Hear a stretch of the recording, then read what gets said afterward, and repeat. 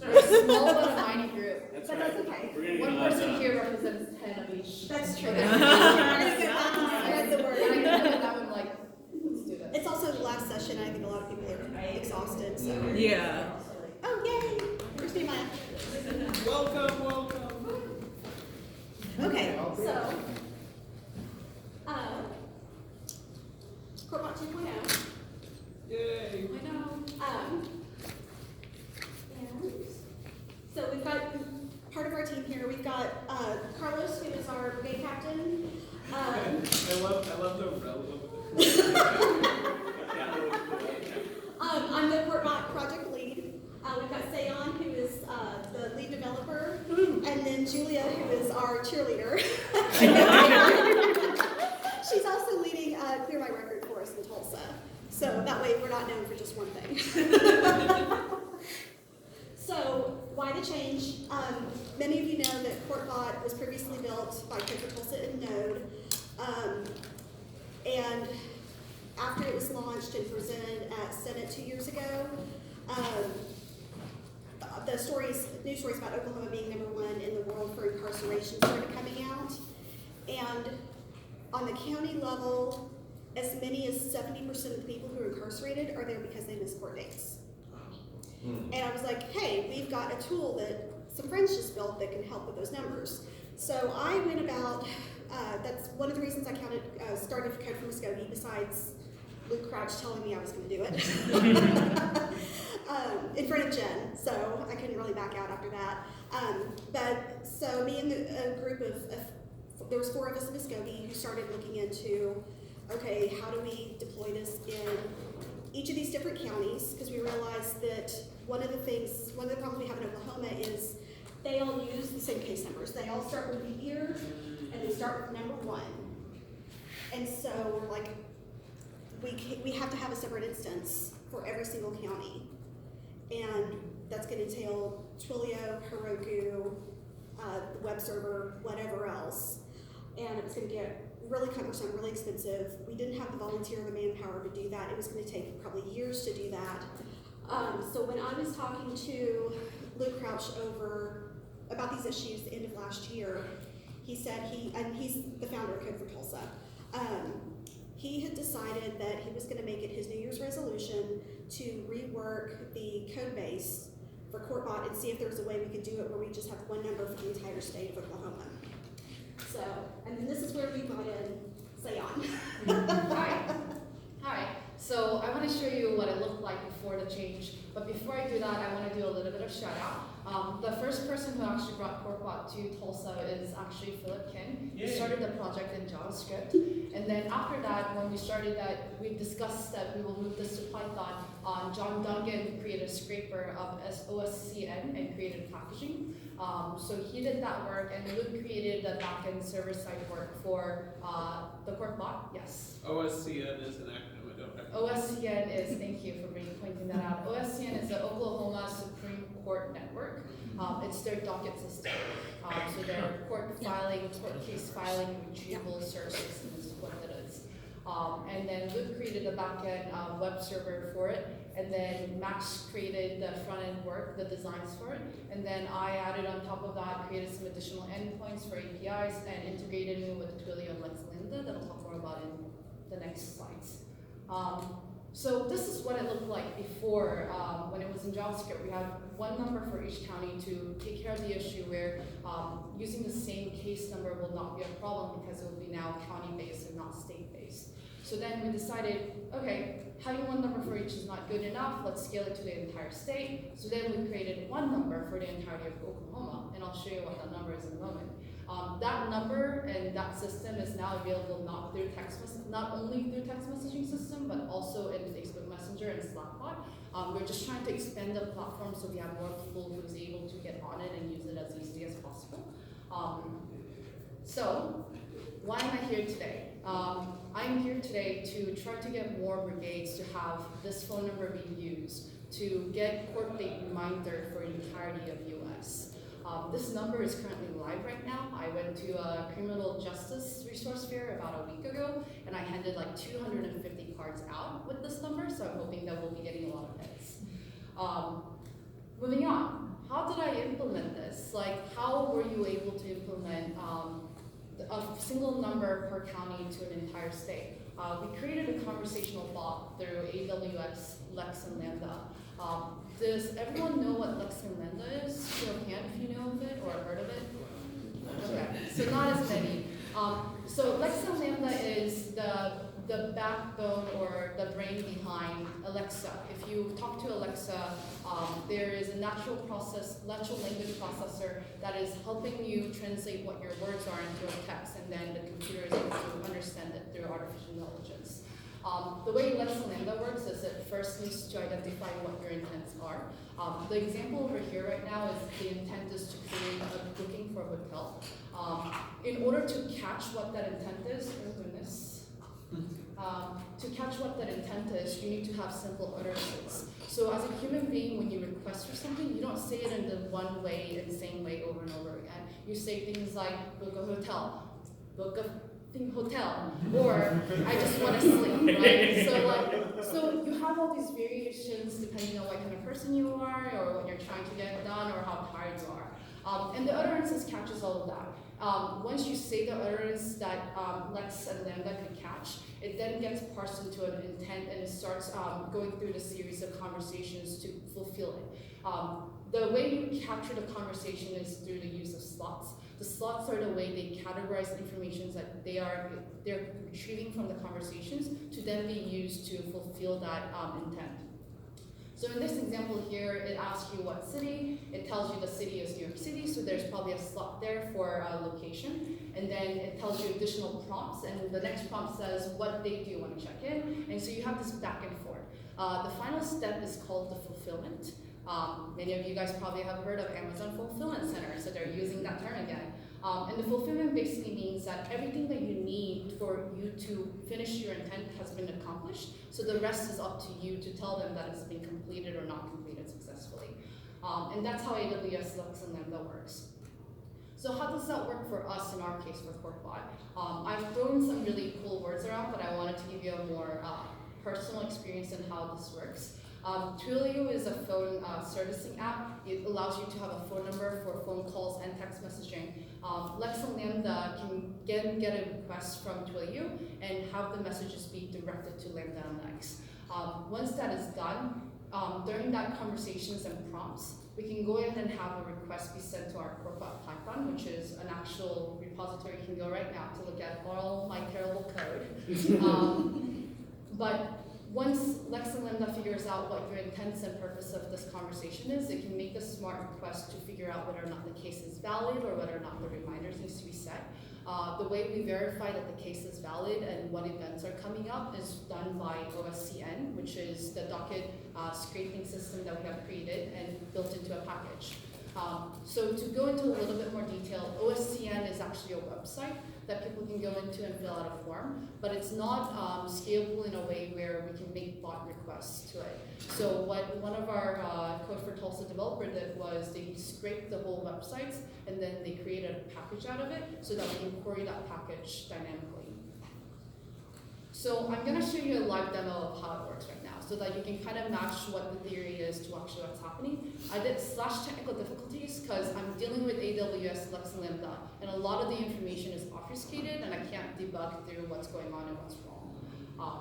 So, hoping that nothing bad happens. Great presentation today.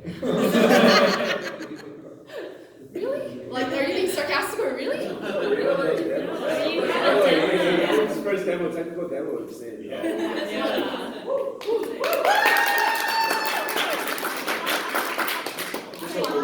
Say on, you're a badass. Oh, I'm getting hot. So my utterance that I like to do is get court date. I'm not typing. Okay.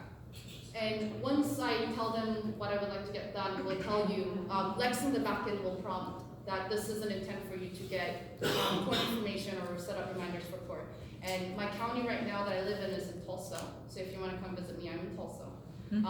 What year the case is in, I would like to do the most current one. So right now, 2019.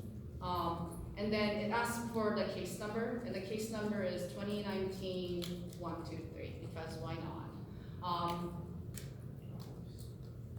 Once that's done, it should prompt me and let me know that I have a case that is actually valid, and that case has a court date coming up in March 21st that I missed. But that's in the works, to direct them smartly if they have missed the court dates already. But now it prompts you and lets you know informatively that there's going to be a reminder set up 1 week and 1 day prior. This is really important because we want to make sure that they're actually giving us their contact information to give them a reminder and message coming up soon. So I tell them yes. And now I am prompted to put in phone numbers. So this is really important that we don't just assume that the people who is asking for this reminder to be set up is a person who wants to be reminded. Not everyone who you deal with will actually have phone numbers that they can use to get reminded.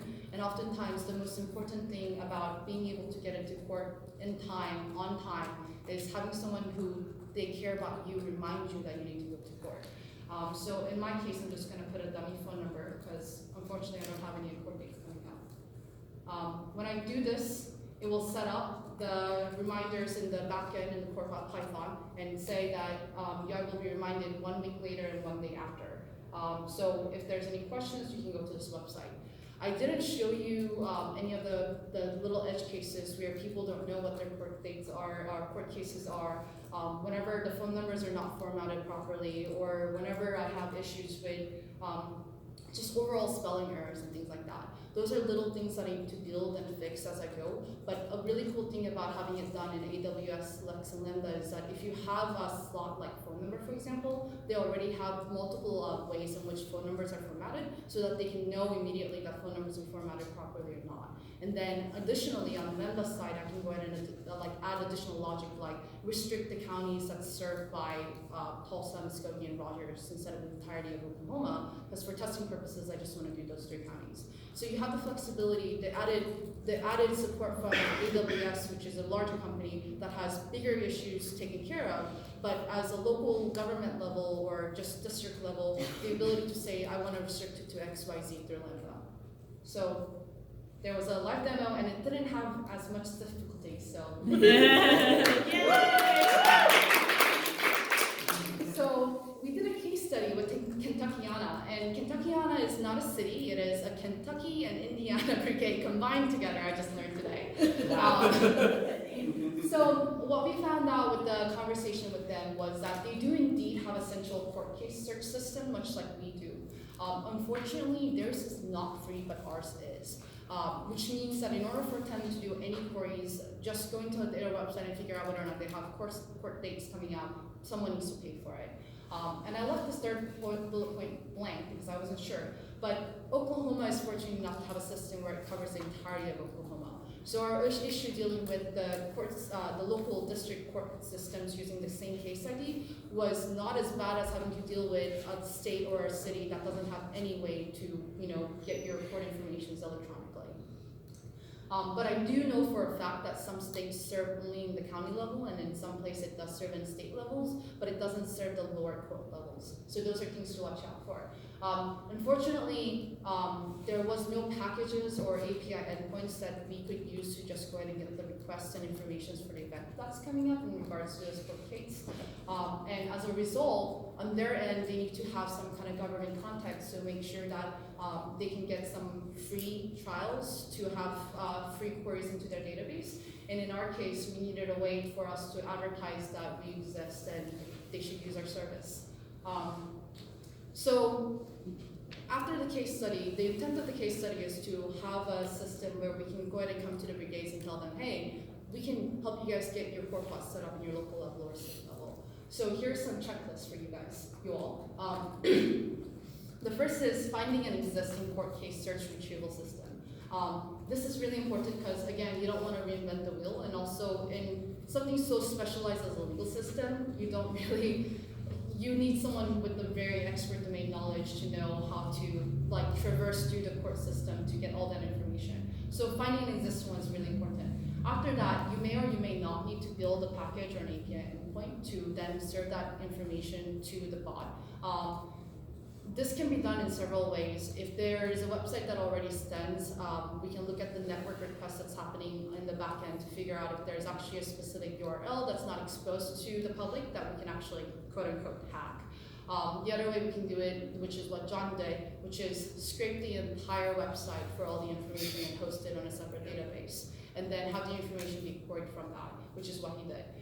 If you need either of the help, John is available for resource and contact. I'm available right now and tomorrow to kind of go through your court systems to see if there's existing URLs that we can expose to us, and then potentially fill out an email to let your government officials know that we'll be using that for these purposes. Do you have a question? Yeah, how frequently is that information scraped?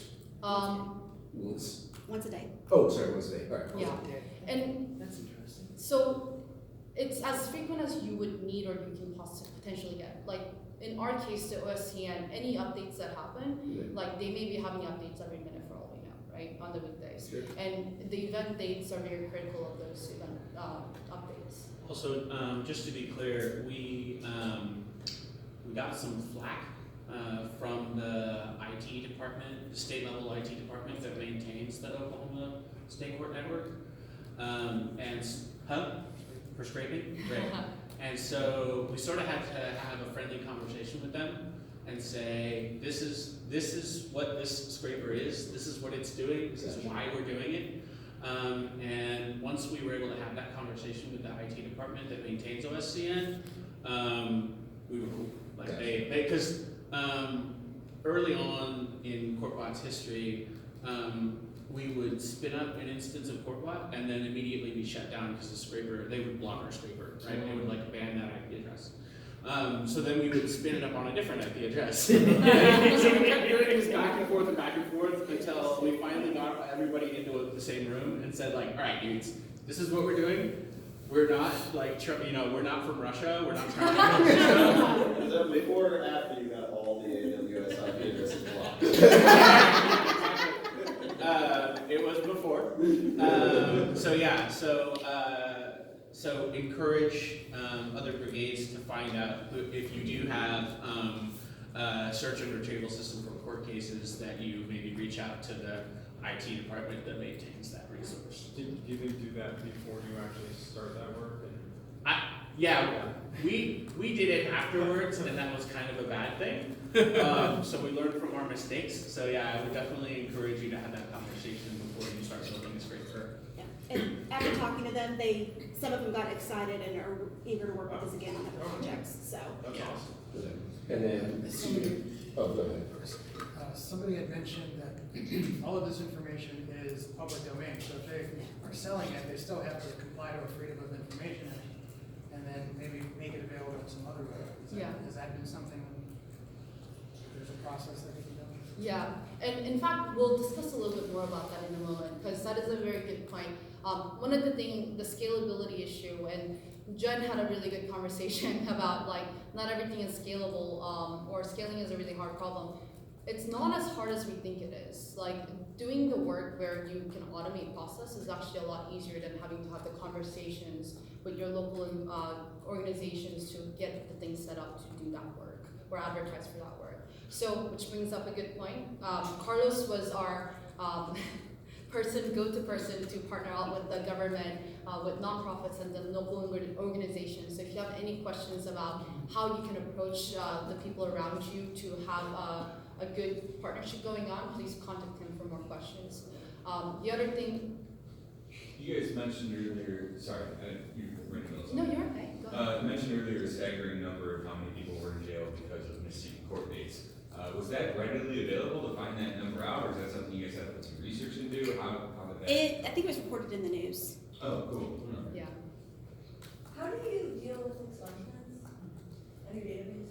So that I have no idea.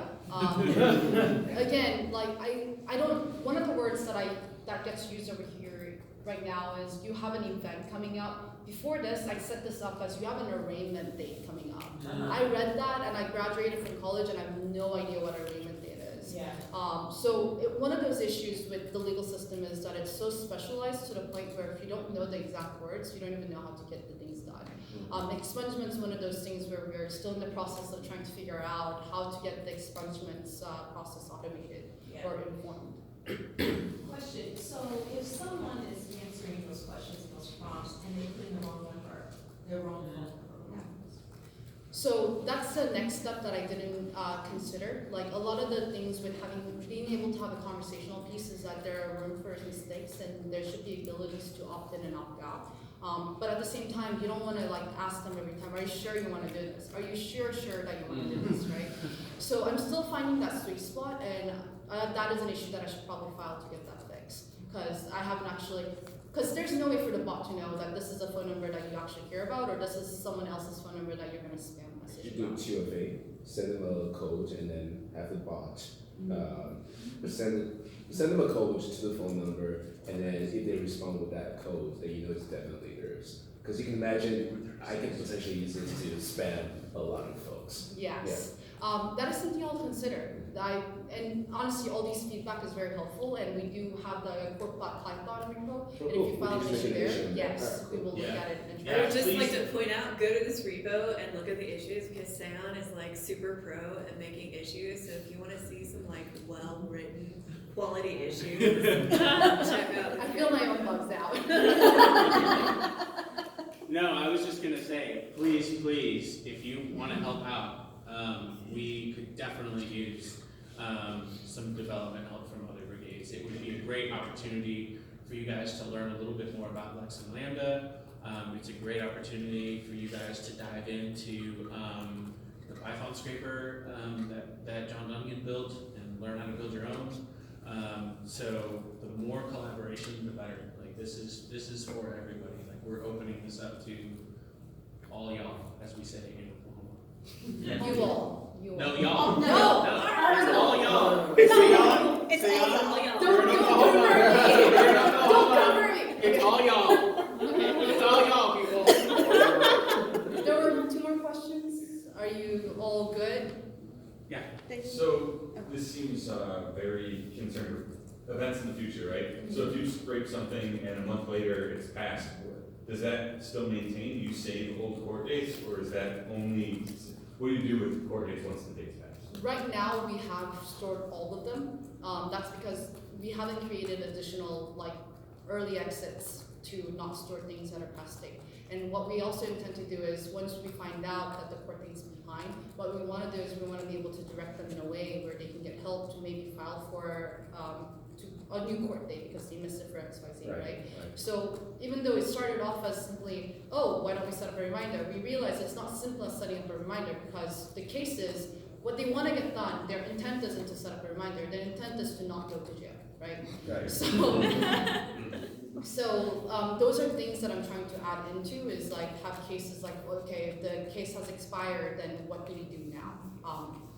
If they don't know what their court case number is, and that's the only way for us to figure out if there's a valid case ID and an event coming up, how do we direct them to find that information? Can we do it in a way where TechSpot can just help you guide that information in, put that information in, and find and return those case studies? That would be great. When I was looking at some existing CourtBots, it seems like in some cases, if there's any fines that you have to pay, you can even post information about fines. Unfortunately, I don't think that information is available right now, and depending on what the fine it is. Yeah, we as a separate system, because it was a different municipality, this wasn't on the county side, it was on the city side. So we worked directly with City Hall, with City of Tulsa on municipal fines and fees, and texting people to remind them for municipal fines and fees. And actually the database for that was Google Sheets. So we literally had the municipal court case clerk inside of City Hall just type out a Google Sheet of all the cases where somebody had municipal fines that day. And then we used the Google Sheets API to query that and just send reminders to everybody. And we found that when we implemented that text reminder system for municipal fines and fees, they were able to increase the amount of people who paid those fees by 15%, which they were expecting 5%. So to have a 3x, better than that they expected result was huge. So one of the things that we want to do in the future, and we can only do this right now in the city of Tulsa, but if somebody has a fine or a fee on the municipal level, then we may be able to integrate that in because the city has a system to be able to do that. the original CourtBot in Atlanta actually had both of those functions in one app. So you were able to get reminders, and then if you had an outstanding fee, you could pay that fee. That's because their system was integrated. Ours isn't. So, yeah. Do you have that 15% figure on a website or pamphlet or something I can wave at people to use to convince them? Yes. Reach out to me. There is a white paper that was written by a consulting firm in the UK called Behavioral Insights. The bid? UK bid? Yeah. So Behavioral Insights worked with Brittany Berenger and Philip Kent, and they were the ones who wrote the Google Sheets app, basically. It was Google Sheets plus Twilio. And so they were also the ones that wrote the report with the results. There's another study in New York that also documents the impact of text reminders. And the third report that I can think of was written by Human Rights Watch. And he actually just finished a study specifically about Tulsa that he came out with about maybe 2 weeks ago. And I can't remember the name off the top of my head, but he's got some data on the effectiveness and the impact of court case reminders. And that gives you some sort of street cred when you're going into a local government and saying, we want to build this, and we want to build it because it's proven that it works. Yeah, it's not some brand new boondoggle that nobody's ever tried before. Exactly. We've got case studies, we've got numbers, we can show that like if you're getting X number of dollars that are never being paid, we can increase, or we can decrease that figure and increase your revenue through fines without issuing more fines or more arrest warrants. Yep. You got a question in the back? I was just gonna say, were you going to do posting those like little like blurbs about like your description of those? I don't know like the names of them, or were you mind just saying those again? Like you had that last one that was just like. I can find the name of like Human Rights Watch. I'm taking Tulsa. notes You know, and I'll clean them up and put them in the discourse whenever we. That would be awesome. Yeah, and then remind me, and I can actually pull those reports and link them, link to them. Yeah. These would be really valuable. Yeah, absolutely. And one thing that we're gonna go over up here is we're putting together like a little CourtBot cookbook, and we're gonna have some of this information in there for you guys. So hopefully we'll have that in December, beginning of January-ish. So. End of December is possible. 1 second. Delete. Thanks. And feel free to group this if it's going to be talked after. I know you've got a presentation to go through, but I was just wondering in terms of direct user research that we've done of people who've used the CourtBot. If you got into that stage, I know you've got loads of different sources. They're so hard to track because you wanted to travel as far and wide as you can. So I see from Diana's head, so no, but I don't know if there's more. Is that something you have plans to do, or have you been thinking about? Yeah, that's one of those on the wish list down the road when we get to it. Yeah. How do we track them down? Yeah. Yeah. Talk to them about it. Yeah.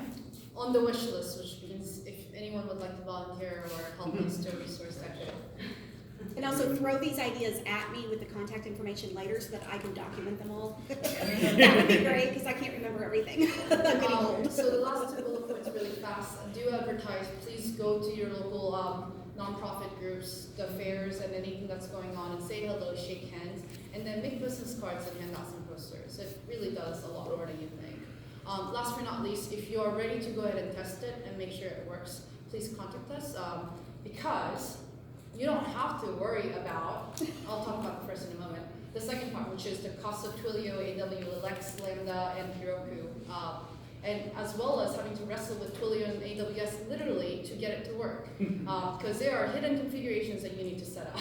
And Xeon's done those. Yes, so if you're ready to test and you have an endpoint that is running where it can return event leads, and you have a scenario in which the conversation should look like, first you should ask them about some way to ID their case informations, and then how their events are going to be returned, and then how the reminder should be set up. We can have that conversation and we can set it up on Lex and Lambda so we can test out the conversation piece. The first part was, trust me, many people need us, in parentheses.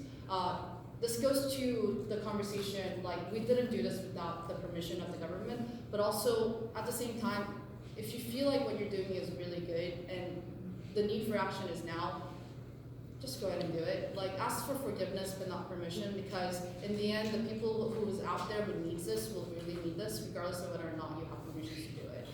That time when I had 250 cards and only like 15, 20 people came by, they grabbed like 30, 20 business cards because they know that there's other people who's gonna need it, and their clients or their friends will need this. So it's meaningful that I can expose myself in a position where I can ask for forgiveness and not have to deal with the permission.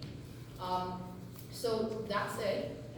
Can I add to this particular point? It's just something that for me has been super useful as a fellow. It's like, the system is so bad that you can only improve it. So if you're working against those kind of systems, you can only make it better. And so You can't make it worse. Go for it. You can't make it worse. Whatever happens, So jump right in. Yeah, and since I know how expensive all of this was gonna get for each of the brigades, I talked to Tom and he's like, what are your expenses? He's like, what do you need help with? I said, money. He's like, so what exactly? I was like, AWS, Twilio, Heroku, marketing. He's like, I can't do the marketing, but we can do the others. So, he's getting credit donations from all of those companies so that it's no cost to us to operate it. Awesome. So this is where I'm working on stuff. So one of the things I'm working on is creating a Brigade action team because, to be honest, I love CourtBot, but I don't want to own it the rest of my life. But for Tulsa doesn't want to own it for the rest of their lives. And we would really like to bring other people in and spread it around the ecosystem. So I am in the process. I've created kind of a high-level document outlining stuff right now. I would love to go over the information with people who are interested in possibly being on that bat, getting your input, what am I missing, what needs to be clarified, so on and so forth. And then we're also creating a CourtBot cookbook where we're going to have a lot of this information that Seon's been giving about how to do the library and the API setup, which is also on our GitHub repo. We're also going to we have marketing materials that we've already created. We have more that we want to create. And I like the supporting docs with the stats on it. So that gives us more stuff we can do. Then we'll have just kind of a high-level guide of who to consider reaching out to, nonprofits, potential government partners, lawyers, whatever. And yeah, that's that. So next is Yes. questions and How much answers. time do we have? we got about 10 minutes. Comments. So we can say Yeah, actual questions. Q&A and then. Yeah. So I was wondering, other than the super team that you've identified, like, have you worked with other volunteers? I find it's super efficient and it's like, sounds like we've been doing an amazing job. And suddenly I'm wondering, I'm like, oh, maybe the answer is to have smaller teams. And is that, like, what, have you been relying on other volunteers to write some of the code? Like, how has it been in terms of people who had a hand to it? So this was end of the year resolution for Luke. And it wasn't mine. My end of the year resolution was do something good with my skill set. And then I got brought in here after he had created a backend server for Python. And he passed the baton to me and I took care of the voice user interface, so to speak, and then setting those up in the technical level and in the user experience level. Unfortunately, we didn't get as much people for marketing and letting other people know.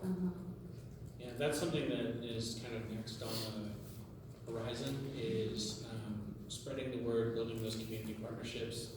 We were very, very, very fortunate at the very beginning of our CourtBot journey to partner with a public defender.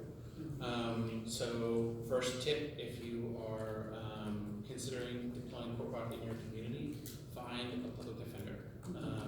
They are usually on the side of wanting to improve the system, to your point. They are on the side of defending the person who's just as involved. And so they're more likely to work with you than, let's say, a district attorney who's more interested in the interests of the municipality versus the person. And so public defender Jill Webb, she was an amazing partner at the beginning. She really helped us navigate court cases and how to parse those numbers and what they meant. So CF was for a felony, CM was for a misdemeanor. So even just having her like educate us on what the difference is, on where you would end up if you are charged with a misdemeanor versus a felony, which jail you would most likely go to, what court that goes to, the difference between municipal court, county court, state court, and so all of those things are things that we really had to learn, and she was very, very generous with her time in educating us in all of that, which is sort of how we were able to, with the help of Anchorage, shout out to Anchorage, how we were able to initially build sort of the first CourtBot 1.0, right? So that was a huge partnership to have in the very beginning, is to have somebody that could sort of educate us along that. We've started encouraging projects to have subject matter experts in LA, and we call them that, like subject matter experts. They're not necessarily a vendor or client, but someone who just knows everything. Like Yeah, you said. so find someone in legal aid, find a public defender, find maybe a nonprofit. The Bail Project is a nationwide movement, and so they have offices in many, many cities. They just opened up an office in Tulsa. So organizations like that, or the ACLU. Jill Webb used to be one of the public defenders for Tulsa County, and now she is head of legal for ACLU in the state of Oklahoma. So to have somebody like that have our back is huge for us. But, sorry, to go back to your question about the team, like I think the small or big team doesn't really matter as long as they're all equally involved in it and have some part in it. So like, even though Luke has passed on the baton, he was there for a lot of like guiding what was in there in the previous code and why it was designed the way it was. I am in here, but I'm also like playing a role of going to the research fair and handing out business cards. Sometimes having more is better, but even less can do stuff. So if you're worried that your team is too small to do stuff, that's not true.